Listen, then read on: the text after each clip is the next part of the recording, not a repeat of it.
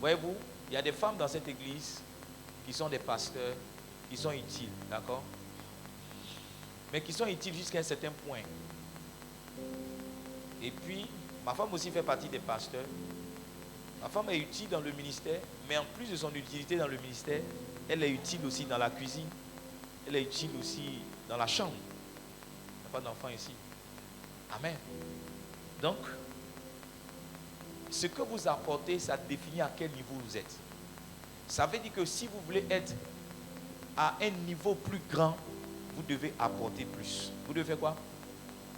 Vous devez apporter plus. Et ce matin, j'aurais pu intituler mon message « Les 6 P de l'utilité » parce que je vais parler de 6 P. Chaque point commence par la lettre P. Même quand ça ne commençait pas par la lettre P, moi, je me suis arrangé pour trouver une lettre P là. Parce que souvent, la manière d'intituler un message permet aux gens de garder le message ou bien de le retenir. Amen. C'est pourquoi, vous qui êtes les pasteurs, ne donnez pas n'importe quel titre à votre message. Parce que par le titre, en fait, quelqu'un peut retenir un message par son titre. Il peut dire, telle année, papa a parlé sur les 3 P de la loyauté. Une fois, j'ai parlé sur les 3 P de la loyauté quelque part. Et le pasteur qui m'a invité n'a pas oublié le message. Hein?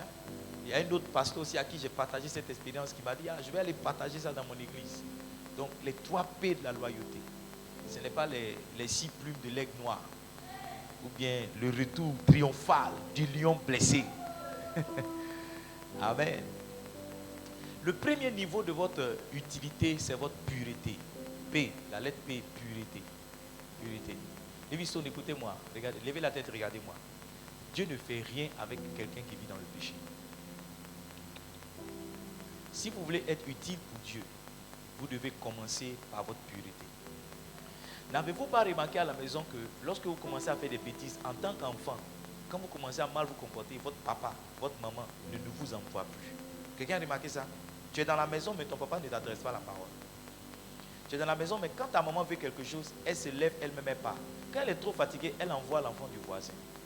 Tu es là, mais à cause de ton mauvais caractère, de ton mauvais comportement, tu ne sers à rien dans la maison. Souvent, c'est le moyen que nos parents utilisent aussi pour nous interpeller ou bien essayer de nous faire mal. Parce que rien ne fait autant mal à quelqu'un d'être présent quelque part et de ne pas être sollicité pour apporter une certaine utilité dans la maison. La Bible dit, et je veux qu'on lise ça en 1 Samuel au chapitre 15. Lisons le dernier verset qui est le verset 35. 1 Samuel chapitre 15 verset 35. Samuel s'en alla.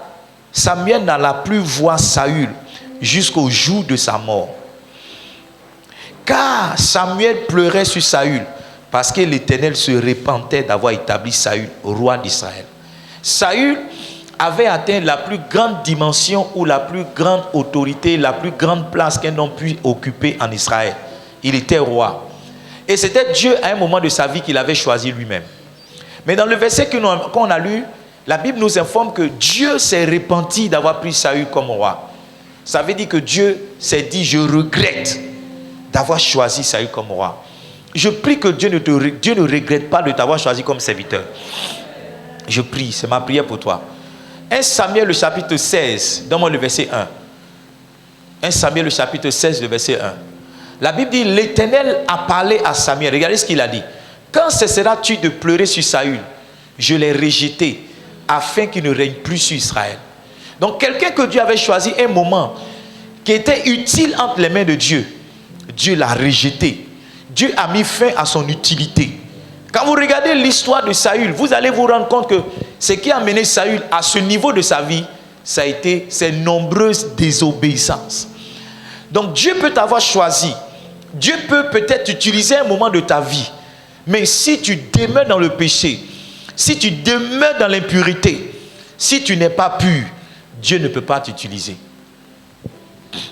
Il dit en Somme le chapitre 24, il dit qu'il montera à la maison de l'Éternel celui qui a les mains pures, celui qui a le cœur, c'est ça? Celui qui a le cœur pur et les mains innocentes. Ça veut dire que si un homme n'a pas un cœur pur, si un homme n'a pas les mains innocentes, il ne peut pas être dans la présence de Dieu. Dieu ne peut pas l'utiliser. Quand Pierre était en train de prier avec Jean, il priait en Actes au chapitre 8, trouvez-moi ce verset-là. Quand il priait pour les Samaritains afin qu'ils reçoivent le Saint-Esprit, la Bible dit que Simon le magicien est venu, il a proposé de l'argent à Pierre. Il lui a dit, tiens de l'argent, tenez de l'argent et permettez-moi aussi de recevoir l'onction. Pierre lui a dit, tu n'as ni l'eau ni part dans cette affaire parce que ton cœur n'est pas droit. Ça veut dire que Dieu est en train de oindre certaines personnes pour pouvoir le servir. Mais Simon s'est disqualifié. Pourquoi? Parce qu'il n'avait pas un cœur pur. Le péché nous disqualifie de toute utilité que Dieu veut apporter à notre vie. Lorsque Simon vit que le Saint-Esprit était donné par imposition des mains des apôtres, il leur offrit de l'argent. Verset 19.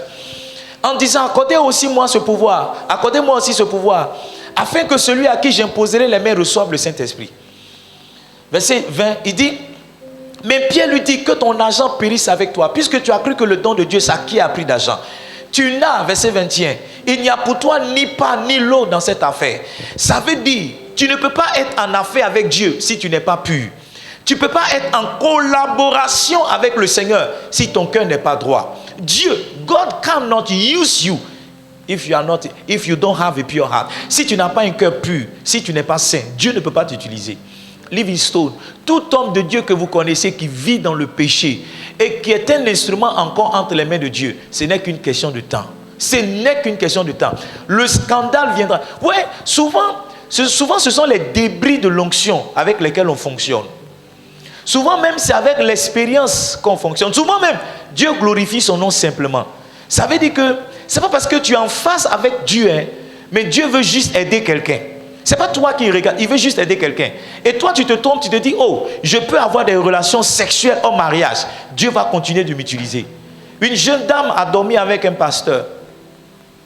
Et elle lui a dit, maintenant que tu as couché avec moi, comment tu vas prêcher?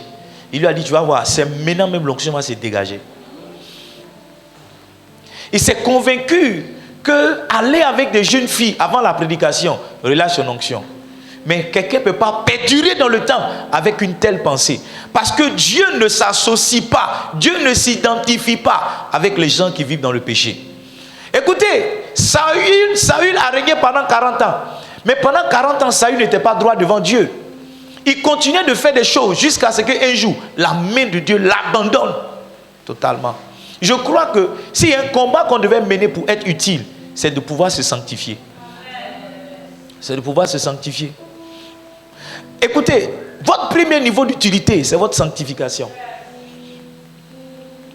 Vous devez être saint si vous voulez être utile pour Dieu. Votre sanctification, c'est votre capacité à vous détourner du mal. Ah, connaissez-vous une entreprise qui recrute des prisonniers? Non. Vous savez, quand vous partez travailler quelque part, vous savez pourquoi on vous demande votre casier judiciaire? On vous demande votre casier judiciaire pour s'assurer que vous êtes quelqu'un de bien. Il n'y a pas une entreprise qui dit, bon, nous, on recrute des gens qui ne sont pas bien. Non, non, non, non. La seule entreprise qui recrute des gens qui ne sont pas bien, c'est la prison. C'est là-bas on les envoie. Non, non, non. Il n'y a aucune entreprise qui dit, bon, comme tu n'es pas bien, viens. Ça veut dire que pour qu'une entreprise même t'accepte, tu dois avoir démontré une forme ou bien un certain témoignage qui est bon. Vous allez voir en Exode au chapitre 18. Vous allez voir en Actes au chapitre 6. Et vous allez voir en 1 Timothée au chapitre 3, comme titre le chapitre 3, c'est différents passages de la Bible où Dieu donc suscite un leader et puis ce leader-là recrute certaines personnes pour pouvoir l'aider. Ils ont quelque chose en commun, le bon témoignage. Jétro a dit à Moïse, choisis des anciens de qui l'on rend un bon témoignage. Pierre aussi a dit aux autres, il dit, choisissez parmi vous des gens qui soient remplis d'Esprit Saint et de sagesse, de qui l'on rend un bon témoignage. Paul a dit à Timothée, si quelqu'un aspire à la charge d'évêque, il aspire une bonne chose. Mais il faut que l'évêque soit, et puis il commence à dire, il ne faut pas qu'il soit donné au vin. Il faut qu'il soit le mari d'une seule femme.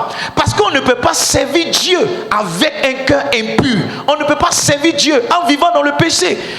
On n'est pas utile pour Dieu quand on vit dans le péché. En fait, la seule utilité, c'est d'être un mauvais exemple. Dieu va te présenter pour dire aux gens, quand vous vivez mal, voici ce qui vous arrive.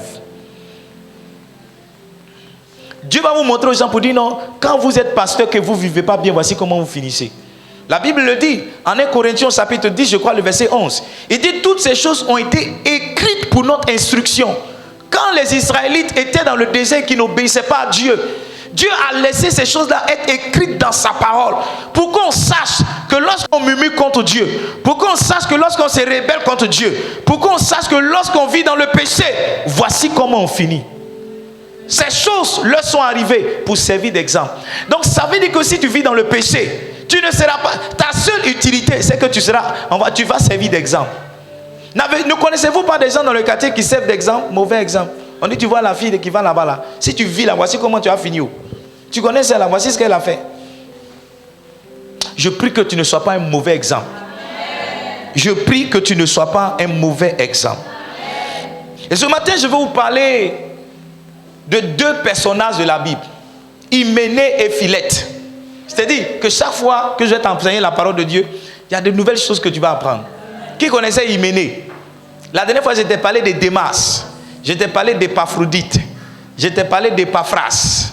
Je t'ai parlé de qui encore? Onésime, Philémon, Démas. Aujourd'hui, on va parler de Philette. On va aussi parler plus tard de Oséniphore. Tu vois, tous ces noms-là sont dans la Bible. Et toi, quand ça arrive là-bas, tu sautes dessus. Quand tu lis, tu dis beaucoup de noms comme ça. Mais est-ce que la maman fait quoi les noms? Ce qui me plaît, c'est qu'il y a de bons noms dans la Bible, mais tu donnes Théodore à ton enfant. Je n'ai pas dit que Théodore, ce n'est pas un joli nom. Je le dis pourquoi? Parce qu'il y a un de mes professeurs qui s'appelait Théodore. Et chaque fois, il nous disait pourquoi son père ne lui a pas donné Patrick. Puis son père lui a donné un vieux nom. Notre professeur de statistiques. Amen. Dans 2 Timothée, le chapitre 2, le verset 17.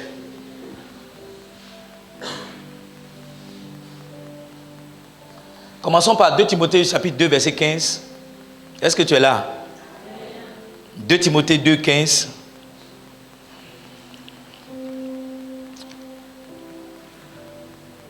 Efforce-toi de te présenter devant Dieu comme un homme éprouvé, un ouvrier qui n'a point à rougir, qui dispense droitement la parole de la vérité. Verset 16. Évite les discours vains et profanes, car ceux qui les tiennent avanceront toujours plus dans l'impiété. L'impiété, c'est le contraire de la piété. Donc c'est tous ceux qui n'accordent pas une révérence à Dieu. Il dit, et leur parole rongera comme la gangrène. Verset 17 enfin. Il dit, de ce nombre-là sont Hyménée et Philette. Hyménée et Philette, c'était des gens qui marchaient avec Dieu, qui servaient Dieu avec Paul. Mais plus tard, ils vont se caractériser par un ensemble de choses. Et c'est ces choses-là que je veux vous présenter. Ils étaient avec Paul, mais arrivé un moment, ils ont arrêté d'être utiles. Ils marchaient avec l'apôtre de Dieu, mais ils n'avaient pas d'utilité. Pourquoi? Parce que justement, ils ne marchaient pas dans la sanctification. Les Hyménée et les Philette, ce sont des gens qui aiment les discours profanes. Ils aiment tout ce qui est profane. Vous savez, ce qui est profane, c'est ce qui est contraire. C'est ce qui est éloigné de quelque chose. D'accord? Donc,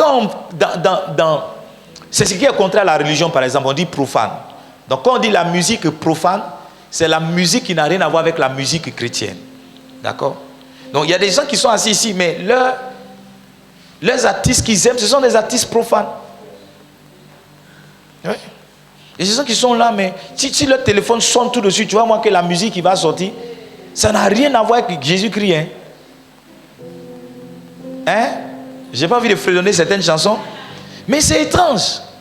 C'est vraiment étrange que tu t'identifies à Jésus-Christ, que plus même tu sois serviteur dans sa maison et que tu sois encore attaché à la mondanité. Donc ce sont des gens qui aiment les discours profanes. Moi je dis à mes enfants, la musique profane est interdite dans ma maison. Non, c'est interdit. De temps en temps on peut tomber sur des vidéos comme ça, mais prends ton téléphone volontairement et puis mettre une musique. Il y a un de mes fils qui aimait un DJ là. Il connaissait toutes les paroles de ses chansons. Je ne sais pas où il a appris ça. Un moment il est venu avec du rap. J'ai dit, hey, moi un rap ça ne me dérange pas. Hein. Mais si dans ton rap il n'y a pas Jésus là, tu m'arrêtes ça ici. Ici c'est, si Dieu voulait que vous soyez des docteurs, vous serez nés dans la famille des féticheurs.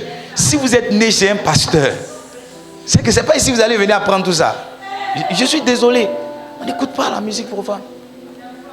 Musique profane. Vous savez, ces choses-là sont des portes, mais vous ne savez pas. Écoutez, une musique profane qui rentre dans votre esprit, dans votre oreille. Un jour vous vous réveillez, pendant que vous lavez, vous êtes en train de chanter ça. Ouais. Avant, il y avait de la musique par derrière ici. Et bon, comme il n'y avait pas beaucoup de musique, ils jouaient la même chanson, ou bien 5 chansons, ils jouent. Et moi, je suis là, je suis pasteur, mais j'écoute la musique toute la journée. Je n'écoute pas parce que j'ai envie d'écouter, j'écoute parce qu'on m'a imposé ça. Et pendant que je chantais me laver, je chante do, do, do, do, do, do. Je ne comprends pas, j'ai dit, mais ça c'est quitté où? C'est quitté où? Et ma bouche, do, do, do, do, do. J'ai dit, mais do, do, c'est quitté où? Et j'ai dit, ah, c'est ce qu'ils ont joué toute la journée là. C'est ce qu'ils ont joué toute la journée. Et regardez, vous ne savez peut-être pas, hein, mais les sons viennent de la multitude de pensées. Souvent, le sens que tu as dans la nuit là, ça commence à ce que tu fais dans la journée. Quand tu as laissé ton âme, ton esprit à la mondanité, à tout ce qui est profane, tu ne peux pas avoir de bonnes choses dans ton sommeil. Tu ne peux pas avoir de bonnes choses dans ton sommeil. Et tu ne peux pas être utile. De vous à moi, quelle est l'utilité de la musique mondaine dans mon ministère, dans ma marche avec Christ? Quand j'écoute une adoration de Dena Moana, quand j'écoute une adoration, je ne sais pas, de n'importe quel artiste, ça me connecte et ça m'aide aussi à me disposer. Moi, je prie rarement sans musique. Je prie rarement sans adoration. Donc, c'est l'adoration que j'écoute qui me facilite la prière. Ça veut dire que si écouter une musique peut me faciliter la prière, une autre musique peut me faciliter le péché. Une autre musique peut me faciliter le péché. Un de mes amis est un professionnel de la musique. Il dit, on leur enseigne à l'école de la musique ce qu'on appelle l'exotérisme de la musique. Ça veut dire que la musique dans une certaine dimension est spirituelle. La musique est spirituelle. Je ne sais pas, je n'avais pas prévu ça. Je n'avais pas prévu vous dire ça. Hein. Ce n'était pas un point que je devais exploiter. Mais je sens que le Saint-Esprit est en train de nous ouvrir les yeux. Il dit, on leur enseigne l'exotérisme. Écoutez, souvent quand je prêche, mais ce n'est même pas ce que je dis qui est puissant, c'est la musique qui accompagne ma prédication. Souvent, mon fils, même quand il joue le piano, il m'aide à prêcher. Je lui dis, on travaille ça ensemble souvent. La dernière fois, je lui donne un conseil, il dit, joue ça, joue ça. Souvent, je peux ne pas être inspiré. Et ma femme qui est là, sans que je ne sois pas inspiré, elle dit des mots à mon fils qui est là. Elle dit, joue ça, joue ça. Et pendant qu'il joue la musique, c'est comme s'il y a une inspiration qui vient. Tu penses que ça vient d'où? Ce qu'il joue là, c'est spirituel. Ça facilite une connexion. Ça ouvre l'esprit. Ça veut dire que là où tu vas ou bien ce que tu deviens, ça dépendra maintenant de l'esprit qui influence la musique. Pensez-vous que ça soit normal qu'un artiste chante que les gens tombent en transe?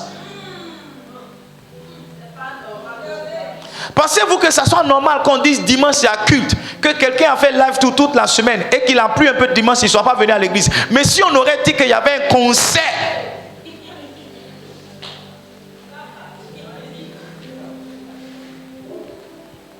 ne vous amusez pas à ce qui est profane. N'acceptez pas les choses profanes à côté de vous. Écoutez, que les gens vous traitent de spiritual, que les gens disent que vous exagérez. Mais quand vous connaissez, ce qui peut t'avaler ne laisse pas, ça va te laper. Nous, on sait d'où on vient. Je vous ai dit la dernière fois, quand vous partez dans un maquis, c'est la première bière qui a du goût. C'est la première bière qui a du goût. Ceux qui boivent ici savent. Ceux qui ont bu avant savent. C'est le premier verre que tu prends là, c'est dans ça que tu sens le goût de la bière. Sinon, tout le reste, c'est comme de l'eau que tu buvais. C'est pourquoi on doit glacer ta bière pour que tu boives. Oui. C'est pourquoi on doit mettre la musique. Parce que la musique que tu écoutes, il y a des musiques qu'on met comme ça, tu dis donnez quasi à tout le monde. C'est pas comme ça on fait dans le maquis. Il y a des sons quand tu entends, tu dis qui a mis mon son là? La serveuse envoie un casier. La musique là te fait dépenser.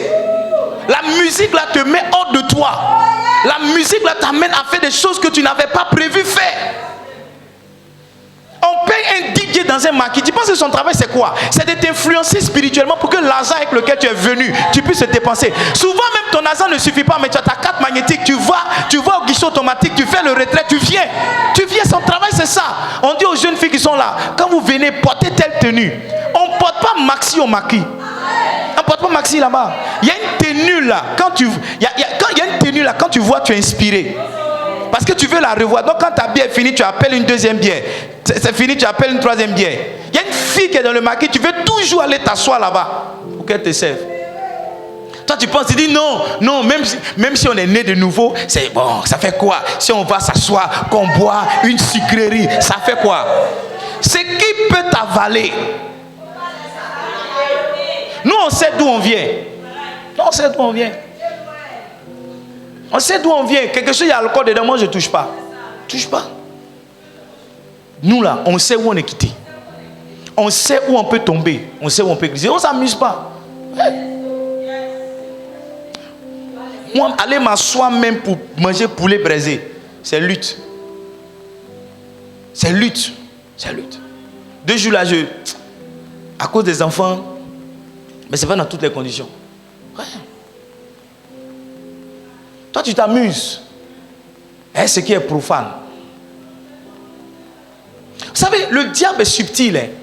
Et le diable, il est malin. Il est rusé. Le diable ne viendra jamais à toi avec sa vraie apparence. Il viendra toujours dans l'apparence qui te plaît. Et le diable te fera croire que ce que tu es en train de faire, ce n'est rien de compliqué. Il a dit à Ève, mais c'est quoi? C'est juste manger le fruit. Juste ça. Il lui a dit, au contraire même, ça va te rendre Dieu. Dit, ah. La Bible dit que quand le diable a vu ça, il a dit ça, Ève vit que le fruit était bon à manger. Le fruit qu'elle voyait toujours là, elle n'avait pas vu que c'était bon. Mais une parole que l'ennemi a sémée, juste une parole. Juste une parole. Paul dit, évite des discours profanes. Une parole, une parole, une parole. Ça peut t'amener à voir quelque chose autrement. Tu permets à n'importe qui de dire que je t'aime. Et je t'aime, ça peut commencer à te faire voir la personne autrement. Ouais. Tu permets à n'importe qui de t'embrasser. Un bisou d'une soeur, hein, elle a bien mouillé ses lèvres quand elle te fait bisou. Je t'assure, la soeur que tu avais l'habitude de voir comme garçon, qu'elle a fait bisou, qu'elle s'en va. Tu dis, mais celle-là, elle a des rondeurs que je n'avais pas vues. Hein. Oh, mais tu dis, mais si son bisou est doux comme ça, c'est qu'elle son truc. Je t'assure. Et quand tu viens maintenant, quand tu vas dormir, tu commences à penser à la soeur. Quand tu vas dormir maintenant, tu commences à rêver à la soeur. Quand tu viens à l'église, tu cherches la soeur. Tu cherches la soeur. Au moment où tu vas te rendre compte, tu es tombé dans le péché avec elle. C'était juste un bisou. Ou bien elle t'a attrapé. Ou bien elle t'a serré quelque part. Les Vinceaux, nous là, on sait. Moi je vous ai dit, moi je ne suis pas un pasteur qui s'est converti à 9 ans. Hein. Moi je ne suis pas quitté au séminaire. Moi je suis un rescapé. La 3e guerre mondiale qui n'a pas eu lieu, moi j'ai fait la guerre. Moi le Seigneur m'a pris de loin. Donc il y a les choses que je sais. Je ne m'amuse pas avec.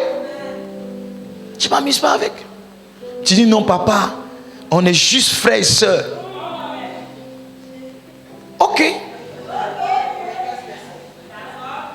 Les hyménées là, ils aiment les discours profanes. Discours profanes. Tout ce qui est profane. Tout ce qui est profane.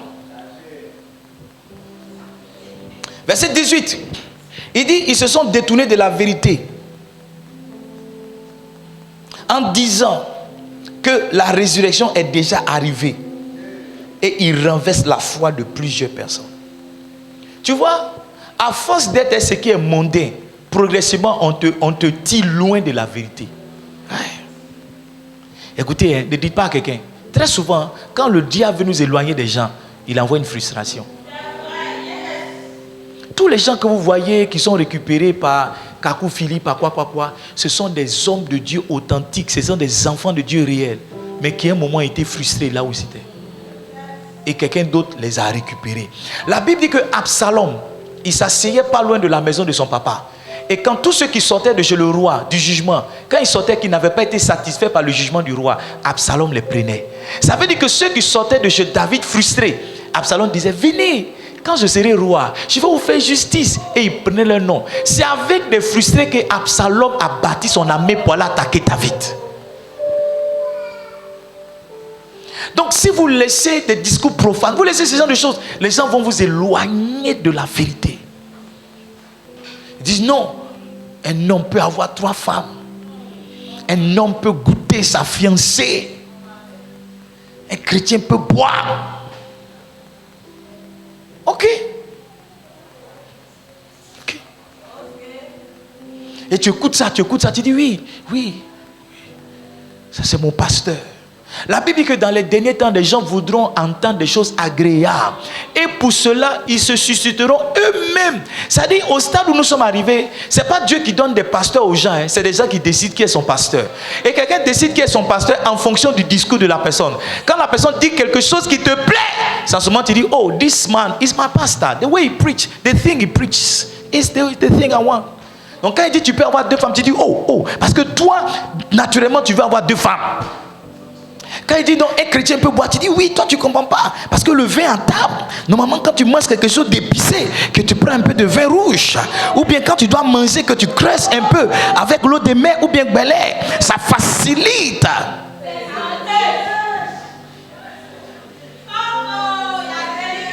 Regarde, tu ne peux pas être utile, hein. Si tu es dans ça, tu ne peux pas être utile.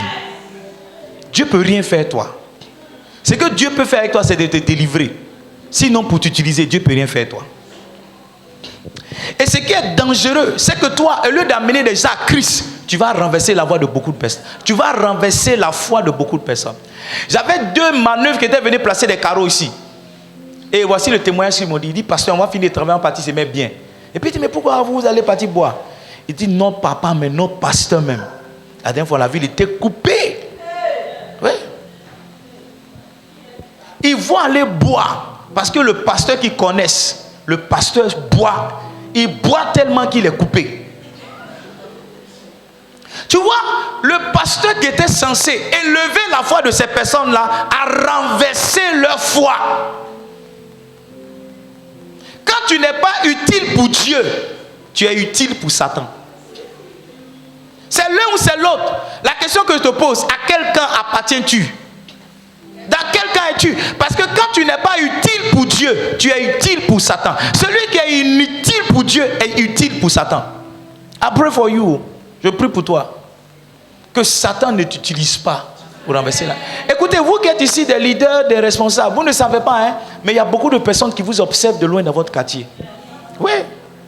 Je vous ai raconté le témoignage d'un de mes cousins qui est venu en vacances en 2002. Il est venu en vacances. Et quand il est venu en vacances, il a vu ma manière de vivre. Je ne faisais pas de bêtises, je priais. Et lui, il a aimé ça. Il a aimé. Et il m'a rien dit. Mais quand il est parti des vacances, il s'est dit, lui, il va chercher à me ressembler. Et plus tard, il m'a vu, j'ai rétrogradé. J'étais un alcoolique de haut vol. Et un jour, il m'a envoyé un message. Il m'a dit, moi, tu sais, en telle année, je voulais te ressembler. J'ai vu que ce n'est pas la peine d'essayer d'être chrétien. Parce que toi-même, tu n'es pas parvenu à ça. Quand tu chutes, tu fais chuter beaucoup de personnes. Ce n'est pas toi seul. Hein. Quand tu tombes dans le péché, ce n'est pas toi seul. Ce n'est pas toi seul disant non, c'est ma vie, je fais de ma vie. Non. Notre vie ne nous appartient pas. Quand tu tombes avec tous ceux qui se sont identifiés à toi. Oui. C'est pourquoi la chute d'un pasteur fait plus de mal, ça fait plus de bruit que les bonnes choses qu'il fait. On parle plus de la chute d'un pasteur. Pourquoi? Parce que les gens sont touchés. Regardez dans nos églises, beaucoup de personnes ont été déçues par des pasteurs. Un jour, je parlais avec une jeune fille. Je ne savais pas, une de mes filles, je ne savais pas, mais elle a du mal. Et le Saint-Esprit m'a ouvert les yeux. J'ai dit, toi, avant tu marchais des pasteurs, tu étais proche des pasteurs. Et parmi eux, il y a un qui a abusé de toi. Tu étais tellement proche des pasteurs que tu voyais leur réelle vie. Il y a des gens qui vont en programme. Et quand ils finissent le programme comme ça, il y a une soeur qui les attend à l'hôtel. Et toi, tu es à côté, tu vois ça. Tu vois que quand le pasteur finit de prier, parler, il dort avec une jeune fille. Et tu te dis, mais si c'est ça le ministère, pourquoi aller à l'église? Et tu continues, tu finis par voir tous les pasteurs pareils.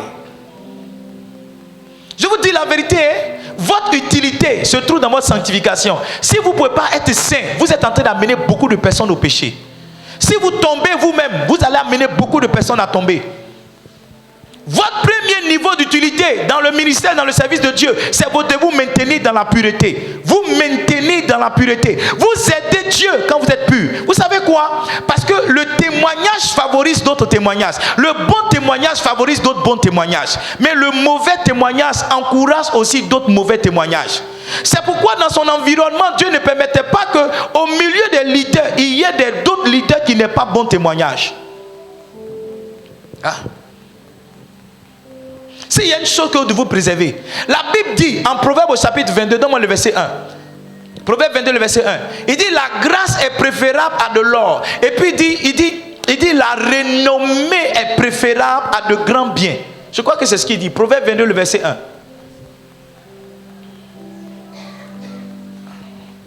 Proverbe 22, le verset 1. Je lis ça pour vous. Quelqu'un a trouvé?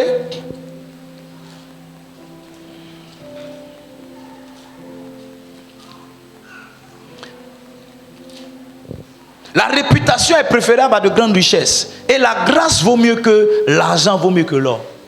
Hein? Ça veut dire, s'il y a un choix que tu dois faire entre des grandes richesses et ta réputation, il faut choisir ta réputation.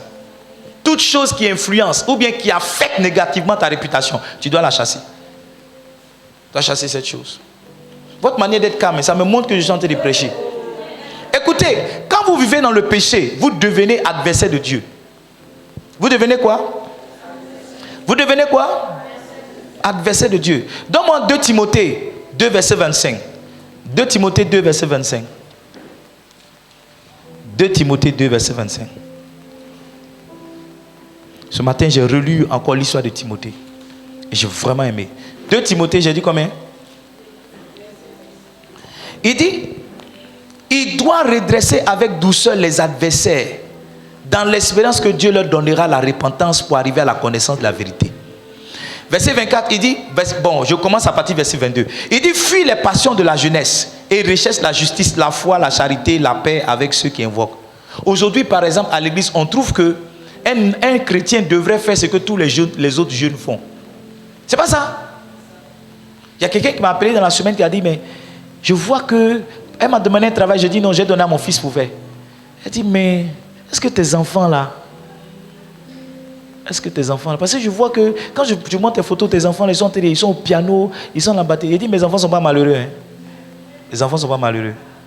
Ou bien toi, tu es malheureux. Je dis, mes enfants ne sont pas malheureux. Hein. Parce qu'il y a certaines personnes dans leur pensée là, mes enfants sont mes esclaves. Genre, ils ne sont pas épanouis quoi. Je les utilise. J'ai dit, mes enfants ne sont pas malheureux. Hein. Ils sont parmi les meilleurs dans leurs écoles. Parce qu'elle voulait dire, mais est-ce qu'ils ont le temps d'étudier? J'ai dit, mes enfants, ils ont le temps d'étudier, ils ont le temps de s'amuser, ils ont le temps de tout. Sauf que, il y a des choses que les autres font, que je leur interdis de faire. Je leur dis, vous êtes enfants de pasteurs, c'est pas moi qui vous ai dit de venir ici. Donc, il y a des choses que vous ne pouvez pas faire. Il y a des choses que vous ne pouvez pas faire. Dans une autre vie, peut-être vous allez essayer, mais tant que vous êtes né de pasteur, il y a des choses là. Ne rêvez même pas à ça. Ça, c'est interdit pour vous. Fuyez la passion de la jeunesse. Il dit, recherche la justice, la foi, la charité, la paix avec ceux qui invoquent le Seigneur d'un cœur pur. Voici un cœur pur encore. Il dit, repousse les discussions folles et inutiles, sachant qu'elles font naître les querelles. Or, il ne faut pas qu'un serviteur du Seigneur ait des querelles. Il doit au contraire avoir de la condescendance pour tous. Être propre, enseigné, doué de patience. Maintenant, regarde, il doit redresser avec douceur les adversaires. Quand tu vis dans le péché, tu es un adversaire de Dieu. En fait, celui qui n'est pas en train de construire l'œuvre de Dieu est en train de détruire l'œuvre de Dieu. Donc si tu n'es pas utile, ou bien si tu es utile pour Satan, ça veut dire à partir du moment où tu es utile pour Satan, tu envoies des gens en enfer, tu deviens automatiquement un adversaire de Dieu. Et Dieu te combat. Dieu te combat. Je vous ai dit, hein, dans beaucoup de challenges qu'on a, c'est la résistance de Dieu. Ce n'est même pas Satan. Satan a fini de nous, et puis maintenant, il laisse Dieu tenter de nous résister. Quand vous vivez dans le péché, vous avez perdu la vérité. Vous avez fait quoi? Vous avez fait quoi? Perdu la vérité. Vous ne savez pas ce qui est juste. Vous ne savez pas ce qui est droit. Vous ne savez pas ce qui est correct. Vous ne savez pas tout ça. Quand on dit que quelqu'un doit goûter sa fiancée, toi tu dis ok. Dans tous les cas, c'est elle que je vais marier. Donc s'il y a goûte avant, il y a goûte après. Ce n'est pas même goûter là. Quand vous vivez dans le péché, hein, Satan s'est emparé de vous. Satan fait quoi? Verset 26, il dit quoi? Il dit, et que revenus de leur bon sens, ils se dégageront des pièges du diable qui s'est emparé d'eux pour les soumettre à sa volonté. Quelqu'un qui vit dans le péché, Satan s'est accaparé, Satan s'est emparé, Satan l'a pris. Hein? Satan l'a pris. J'ai dit, quand vous vivez dans le péché, hein, vous faites quoi? Premier point, vous devenez un adversaire de Dieu. Vous avez perdu la vérité. Troisième point, Satan s'est emparé de vous. Quand vous vivez dans le péché, vous êtes soumis à la volonté du diable. C'est ce que le diable vous demande ou vous commande de faire. C'est ce que vous faites. Votre utilité, vous êtes soumis à la volonté du diable. Souvent c'est étrange, hein, je le dis chaque fois quand je prêche. il y a quelque chose que tu sais encore qui n'est pas bien, mais que tu n'arrives pas à abandonner. Pourquoi? Parce que c'est un peu comme si il y a quelqu'un qui décide pour toi. Et ça se voit avec les addictions. La cigarette là, c'est quand la cigarette dit fume-moi, que tu sors, tu vas. Même s'il est 2h du matin, tu cherches boutique. Quand la boisson dit bois-moi, 3h du matin, porte une culotte. Si tu n'as rien sous le lit, ou bien tu n'as pas une cave. Dans tous les cas, c'est que tu bois à la maison, mais ce n'est pas doux. Donc tu es tenté de sortir chaque fois. C'est pas ça. C'est étrange, mais les sous-là, là. C'est rare de voir quelqu'un qui est assis à la maison. Et puis, tu vois, c'est ce que je te disais là. Tu peux payer bien. Est-ce que vous me regardez comme ça? Ou bien je dis des bêtises? Mais je regarde, tout le monde me regarde comme ça. Regarde. Si tu veux, il faut proposer à quelqu'un. Tu dis non, allons payer bien, on va s'asseoir à la maison. Pour dire non, c'est pas doux. Allons maquis. C'est exactement ce qu'il te dit. Parce que à la maison, il n'y a pas la musique qui le coûte là-bas. Même s'il y en a, il n'y a pas ça dans le volume. Les gens des maquis, ils ont sono même qu'à l'église. Ils ont son, hein? Vous voyez pas comment ils nous fatiguent. Avant, ils nous fatiguaient ici. On fait live, quand on vient sono comme ça, ils augmentent pour eux aussi. Donc, quand la boisson dit bois-moi, tu cherches 2h du matin, tu vas où tu dis bon, j'ai un truc là. La vérité, c'est que quand vous vivez dans le péché, vous êtes tombé dans les pièges que l'ennemi vous a tendus. Ouais. Il dit, et que revenus à leur bon sens, ils se dégageront des pièges du diable. Il y a des pièges dans lesquels le péché nous fait tomber. Je vous assure. Je ne sais pas si vous connaissez Whitney Houston. Quelqu'un connaît Whitney Houston? Une grande artiste, pardon. Elle a commencé à chanter à l'église. Whitney Houston, elle a rencontré un monsieur qu'on appelle Bobby Brown. Whitney Houston, elle chante dans 8 octaves. Il y a très peu de personnes dans le monde qui font ça. C'est-à-dire, elle fait do, ré, mi, fa, sol, la, si, do. Do, ré, mi, fa, sol, la, si, do, ré, mi, fa. Jusqu'à 8 fois, elle chante dans 8 octaves. Il y a très peu de personnes qui font dans le monde. Quand elle est tombée, qu'elle faisait relever là, quand elle voulait recommencer à chanter, ce qu'elle chantait elle-même avant, elle ne pouvait plus refaire. Ouais. Elle avait un don terrible. Whitney Houston, elle a rencontré un gars qu'on appelle Bobby Brown. Actuellement même, ils sont au tribunal parce que Bobby Brown, il s'est remarié. Il a changé de vie, il s'est remarié. Donc, les parents de Whitney Houston disent que c'est lui qui a gâché la vie. Il n'a pas droit aussi au bonheur. Bobby Brown, il a fait goûter la drogue à Whitney. Goûter. Parce que lui, il s'est drogué. C'est fini. La dame là est tombée bas. Allez-y. Vous savez, quand vous finissez mal dans la vie, hein, on a du mal à se rappeler de vous. Et c'est étrange, les histoires qui vous concernent ne sont pas de bonnes histoires. Je prie que cela ne t'arrive pas au nom de Jésus. Que tu finisses bien. Et ce qui est dramatique aussi, c'est que Whitney Houston, elle a eu une fille avec ce Bobby Brown. La fille aussi est décédée d'overdose. Whitney Houston, elle est morte d'overdose. C'est-à-dire, quand elle a goûté la drogue, elle est tombée d'un piège. Elle ne pouvait pas sortir. Elle a vendu tout ce qu'elle avait. Elle est devenue misérable. Et c'était son don qui lui donnait. Elle ne pouvait plus chanter parce qu'elle était devenue vilaine. Quand elle s'est ressaisie, qu'elle a recommencé sa propre chanson qu'elle a chantée il y a 15 ans, elle vient devant toi, elle ne peut plus chanter encore. Quand elle vient, les gens la lapident. Les gens l'aimaient parce qu'ils se rappellent de ce qu'elle était. Mais quand ils viennent à ses concerts, après la lapide parce qu'elle ne peut pas rechanter. Elle est morte d'overdose. Sa fille aussi, pratiquement au même âge, est morte d'overdose. Écoutez, ce qui peut vous avaler, hein, ne laissez pas, ça va vous... Je ne sais pas où j'ai entendu ça, mais aujourd'hui, ça fait 3 fois que je dis ça. Je ne sais pas où j'ai entendu ça, mais je sais que les Ivoiriens disent ça. Ce qui peut t'avaler, hein, ne laisse pas ça te laper. Toi, tu sais que tu as des faiblesses avec les gars. Garçon demande ton numéro, tu dis OK.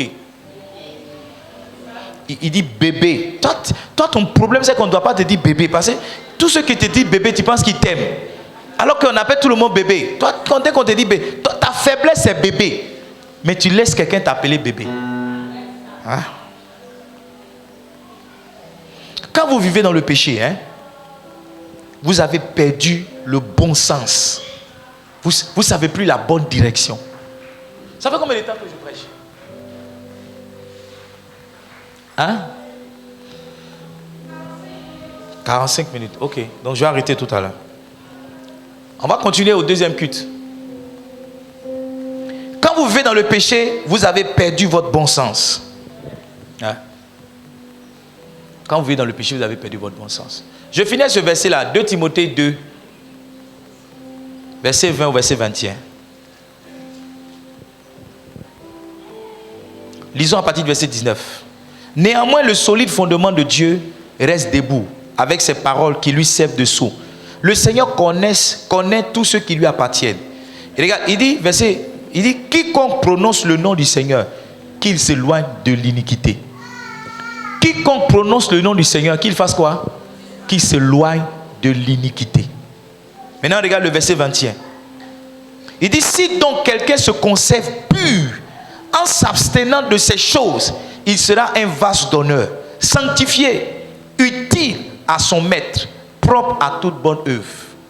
Donc, c'est votre niveau de pureté qui définit votre niveau d'utilité avec Dieu.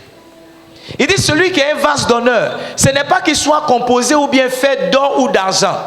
Ce n'est pas qu'il soit composé de bois ou qu'est-ce qu'il a dit? De bois ou de sable ou de terre. Mais celui qui est un vase d'honneur aux yeux de Dieu, c'est celui qui se conserve pur. Il se conserve pur comment? En s'abstenant de faire certaines choses. Ça veut dire qu'il y a des choses que tout le monde peut faire. Il y a des choses que les autres font. Mais lui, il décide de ne pas faire. Il se conserve pur.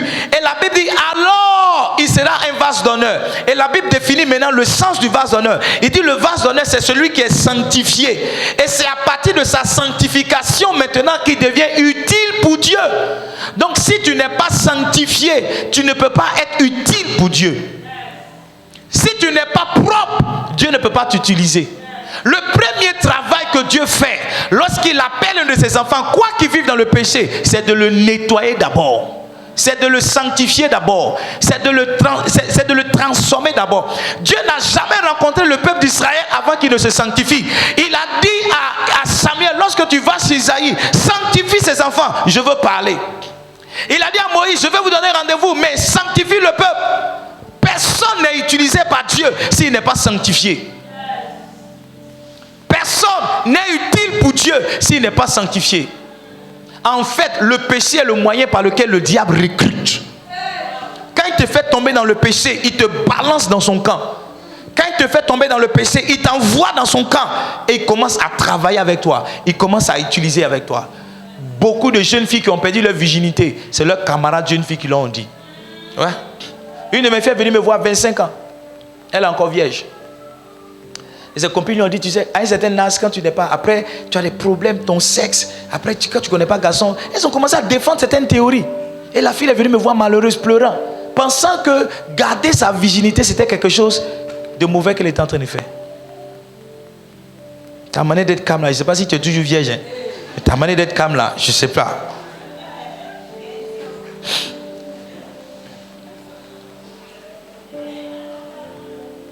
Écoutez-moi, Livingston, je vais finir ici. Le premier niveau de l'utilité, c'est la pureté. C'est la sanctification. Mon encouragement ce matin, c'est que tu travailles à te sanctifier.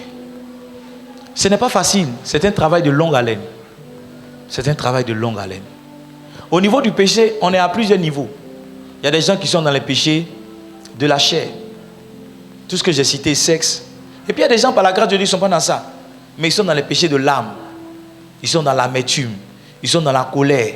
Ils sont dans la frustration. Ils sont dans la jalousie. Ça aussi, c'est péché. Hein? Ils sont dans la sorcellerie. Donc, ils ne cherchent pas mari, des gens ne font pas, mais n'aiment pas les gens. Et puis, il y a des gens qui sont dans le troisième niveau, les péchés spirituels, au vol. Ils sont dans la confrérie. Ils sont dans l'état-major. C'est ça, non? Ils sont à l'état-major. Quand on dit l'état-major, c'est-à-dire les majors, ceux qui sont au-dessus, ceux qui gouvernent, eux, ils sont là-bas. Donc, je ne sais pas à quel niveau tu es. Mais la sanctification, c'est possible. La pureté, c'est possible. Si tu veux que Dieu t'utilise, tu veux être utile pour Dieu, je te demande pardon. Commence à être saint. Permets à quelqu'un à côté de toi de comprendre qu'on peut marcher avec Dieu et puis ne pas faire certaines choses. Commence à être saint. On va se tenir debout, on va prier ce matin. Shalabala, brande do sibala. Mazele bala bala, brandade sibala. Le deuxième P de l'utilité, c'est la présence. C'est quoi? Si tu veux savoir, sois là au deuxième culte. Hier, des choses se sont passées et Dieu m'a enseigné l'utilité. Hier, j'étais dans un besoin. J'étais dans une difficulté, une urgence. Et j'ai appelé 3 personnes de l'église. J'ai appelé le premier. Ça a commencé à me chanter. The person you are trying to reach is not available. On dit, en français, ça dit que la personne que tu essaies de joindre n'est pas disponible. C'est ce que Orange dit en anglais. The person you are trying to reach is not available.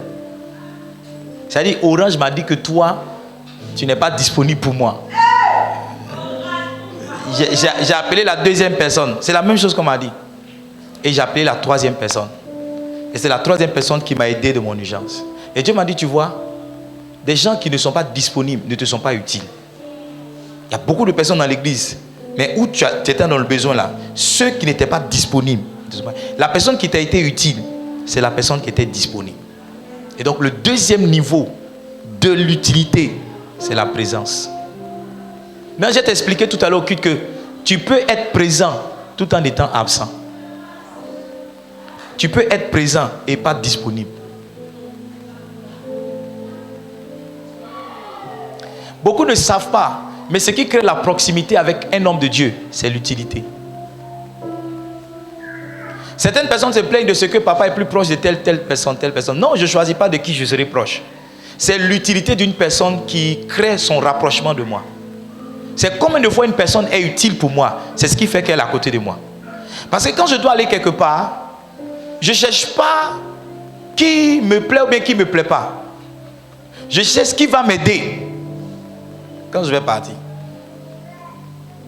Donc ce n'est pas la proposition de dire oh papa je vais partir avec toi.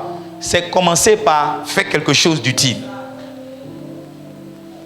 Vous savez, quand Jésus partait prier pour les gens, il partait Jacques, Simon et puis Jean. Pierre, Jacques et Jean. Non seulement c'était les anciens, mais c'était des gens aussi qui leur étaient utiles. Regardez, quand on vient arrêter Jésus, il y a Pierre qui sort une machette et puis coupe l'oreille de quelqu'un. De toute façon, Pierre coupe l'oreille de quelqu'un, ça montre que Pierre il a l'habitude de défendre Jésus. Donc quand Jésus va où ça sera chaud, il prend quelqu'un qui sera capable de lui défendre. Les autres vont dire, mais nous on est là, les Barthélemy là. Hein? Les Juifs vont dire, mais nous on est là, ils nous laissent. Ils nous laissent. Est-ce que toi tu peux couper l'oreille de quelqu'un? Je ne dis pas ça pour dire qu'il faut couper l'oreille de quelqu'un. C'est une image que je donne. Pour dire, est-ce que si on attaque ton leader, est-ce que toi tu n'as pas fui? Est-ce que tu vas le défendre? Donc ce n'est pas le choix de Jésus d'aller à telle personne, mais c'est leur utilité qui conditionne le choix. Un père, quand il doit mourir, il confie ses biens à celui qui est utile. Votre manière d'être calme là, non, ça me montre que le deuxième culte, ça sera intéressant. Comment être disponible, comment être présent. Sur le deuxième culte. Le premier culte, c'est un culte d'échauffement. Pour permettre aux gens qui sont en retard d'être là. Deuxième culte, on monte. On monte. On monte. Ce matin, j'ai des paroles pour toi. Levons la main, disons merci à Dieu si on a été bénis. Levons la main, disons merci à Dieu. Si tu as été béni, dis merci à Dieu.